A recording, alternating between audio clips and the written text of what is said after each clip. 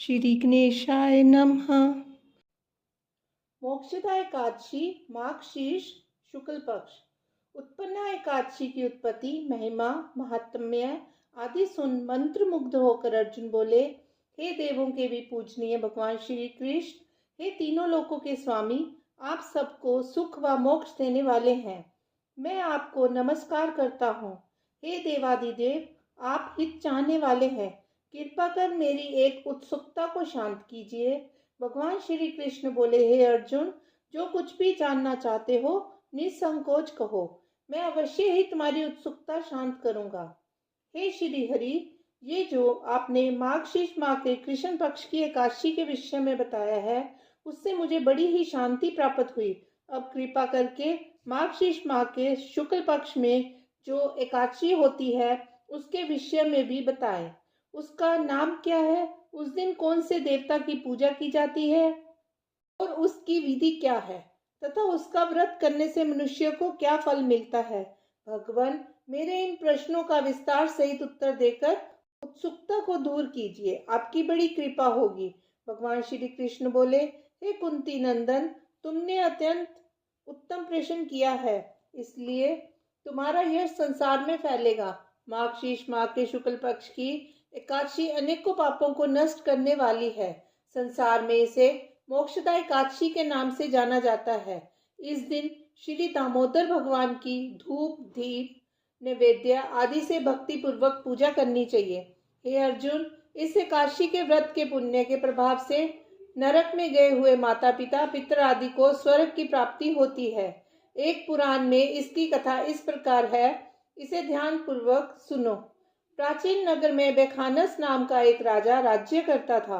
उसके राज्य में चारों वेदों के ज्ञाता ब्राह्मण रहते थे। वह अपनी प्रजा का पुत्रवत पालन किया करता था।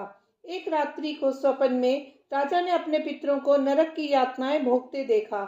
इस प्रकार का स्वप्न देखकर वह बड़ा ही व्याकुल हुआ। उसके बाद वह बेचैनी से सुबह होने की प्रतीक्षा करने लगा। प्रातःकाल होते ही उसने ब्राह्मणों को बुलाकर उनके समक्ष स्वप्न की बात बताई। हे ब्राह्मणों, रात्रि को स्वप्न में मैंने अपने पितरों को नरक में पड़ा देखा और उन्होंने मुझसे कहा कि हे पुत्र, मैं घोर नरक भोग रहा हूँ, मेरी यहाँ से मुक्ति कराओ। जब से मैंने उनके ये वचन सुने हैं तब से मुझे चैन नहीं है। मुझे अब राज्य, सुख, ऐश्वर्य, हाथी घोड़े, धन, स्त्री, पुत्र आदि कुछ भी सुखदायक प्रतीत नहीं होते हैं। अब मैं क्या करूं, कहाँ जाऊं? इस दुख के कारण मेरा शरीर तप रहा है। आप लोग मुझे किसी प्रकार का तप, दान, व्रत आदि बताएं जिससे मेरे पिता को मुक्ति प्राप्त हो। यदि मैंने अपने पिता को नरक की यातनाओं से मुक्ति के प्रयास नहीं किए तो मेरा जीवन व्यर्थ है। जिसके पितर नरक की यातनाएं भोग रहे हों, उस व्यक्ति को इस धरती पर सुख भोगने का कोई अधिकार नहीं है। हे ब्राह्मण देव, मुझे शीघ्र इसका कोई उपाय बतलाएं। राजा की ऐसी निराशापूर्ण व दुख भरी बातों को सुनकर ब्राह्मण आपस में विचार विमर्श किया। फिर एकमत होकर बोले, हे राजन, यहाँ से समीप ही वर्तमान, भूत और भविष्य के ज्ञाता पर्वत नाम के एक मुनि हैं। आप ये सब बातें उनसे जाकर पूछें, वे अवश्य ही आपको इसका सरल उपाय बता देंगे। ऐसा सुनकर राजा मुनि के आश्रम पर गए। उस आश्रम में अनेक शांतचित्त योगी और मुनि तपस्या कर रहे थे। चारों वेदों के ज्ञाता पर्वत मुनि दूसरे ब्रह्मा के समान बैठे दिखाई दे रहे थे।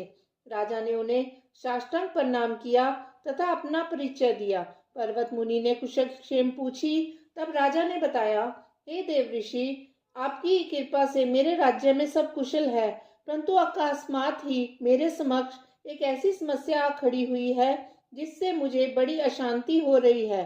फिर राजा ने उन्हें रात में देखे गए स्वप्न की पूरी बात बताई तथा दुखी स्वर में बोला, हे महामुनि, अब आप कृपा कर मेरा मार्गदर्शन करें कि ऐसे में मुझे क्या करना चाहिए, कैसे मैं अपने पिता को नरक की यातना से मुक्ति दिलाऊं। पर्वत मुनि ने गंभीरता पूर्वक राजा की बात सुनी। फिर नेत्र बंद कर भूत और भविष्य पर विचार करने लगे। कुछ देर गंभीरता पूर्वक चिंतन करने के बाद वे बोले, हे राजन, मैंने योग बल के द्वारा तुम्हारे पिता के समस्त कुकर्मों का ज्ञान प्राप्त कर लिया है। उन्होंने पूर्व जन्म में अपनी पत्नियों में भेदभाव किया था अपनी बड़ी रानी के कहने में आकर उन्होंने अपनी दूसरी पत्नी को ऋतुदान मांगने पर भी नहीं दिया था। उसी पाप कर्म के फल से तुम्हारा पिता नरक में गया है।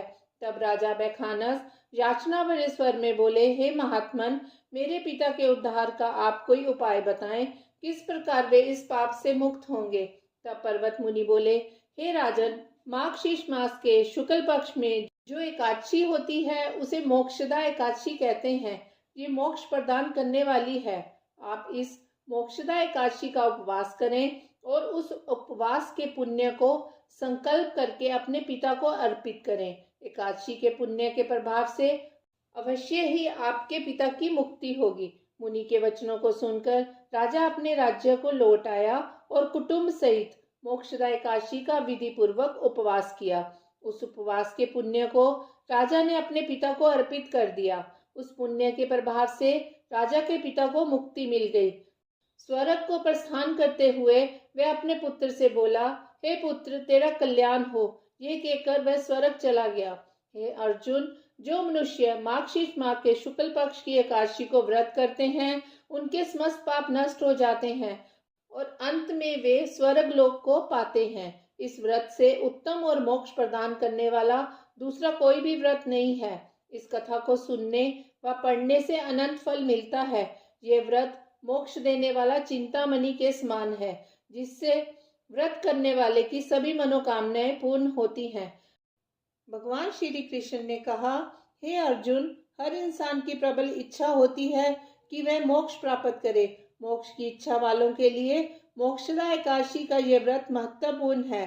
पिता के प्रति पुत्र के दायित्व का इस कथा से उत्तम दृष्टांत दूसरा कोई नहीं है। अतः भगवान श्री हरि विष्णु के निमित्त ये व्रत पूर्ण निष्ठा व श्रद्धा से करना चाहिए। कथा सार, पिता के प्रति भक्ति और दूसरों के लिए पुण्य अर्पित करने की अनुपम गाथा है ये कथा। इस एकादशी का व्रत केवल व्रत करने वाले प्राणी का ही नहीं, बल्कि उसके पितरों का भी भला करता है। अपने किसी सगे, सहोदर, मित्र, बंधु को भी इस व्रत का फल अर्पण करने से उसके भी पापों व क्लेशों का नाश हो जाता है। जो साधक माता पिता में ईश्वर को देखते हैं, भगवान विष्णु की असीम अनुकंपा से उनकी समस्त कामनाओं की सिद्धि होती है। ओम जय जगदीश हरे, स्वामी जय जगदीश हरे। भक्त जनों के संकट क्षण में दूर करे। ओम जय जगदीश हरे। जो ध्यावे फल पावे, दुख बिन से मन का। सुख संपत्ति घर आवे, कष्ट मिटे तन का। ओम जय जगदीश हरे। मात पिता तुम मेरे, शरण गहूँ मैं किसकी। तुम बिन और न दूजा, आस करूं मैं जिसकी। ओम जय जगदीश हरे। तुम पूरन परमात्मा, तुम अंतर्यामी। पार ब्रह्म परमेश्वर, तुम सबके स्वामी। ओम जय जगदीश हरे। तुम करुणा के सागर, तुम पालन करता। मैं मूरख खल कामी, कृपा करो भरता। ओम जय जगदीश हरे। तुम हो एक अगोचर, सबके प्राणपति। किस विधि मिलूं दया में तुमको मैं कुमति। ओम जय जगदीश हरे। दीन बंधु दुख हरता तुम रक्षक मेरे। अपने हाथ बढ़ाओ द्वार पड़ा मैं तेरे। ओम जय जगदीश हरे। विषय विकार मिटाओ पाप हरो देवा। श्रद्धा भक्ति बढ़ाओ संतन की सेवा। ओम जय जगदीश हरे। तन मन धन सब कुछ है तेरा। तेरा तुझको अर्पण क्या लागे मेरा। ओम जय जगदीश हरे। ओम नमो नारायणाय।